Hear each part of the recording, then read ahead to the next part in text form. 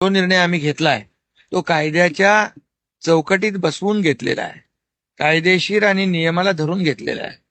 त्यामुळे जी काही पद्धत जी आहे मराठा समाजातल्या कुणबी प्रमाणपत्र देण्यासंदर्भातली जी पद्धत आहे, प्रक्रिया आहे, ती अधिक सोपी करणं, सुलभ करणं यावर तो निर्णय झाला आणि जी आर मध्ये देखील त्याचा उल्लेख स्पष्टपणे केलेला आहे.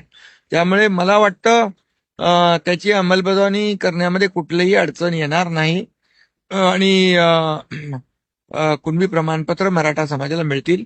आणि हे करत असताना ओबीसी समाजाचं कुठलंही नुकसान होऊ नये ही भूमिका देखील सुरुवातीपासून सरकारची होती, ती आहे. छगन भुजबळ ज्येष्ठ नेते आहेत, अनुभवी आहेत, त्यांची नाराजी दूर करण्याचा प्रयत्न केला जाईल कारण त्यांनी जाहीररित्या नाराजी व्यक्त केलेली आहे. निर्णय चुकीचा घेतला असं त्यांचं म्हणणं आहे.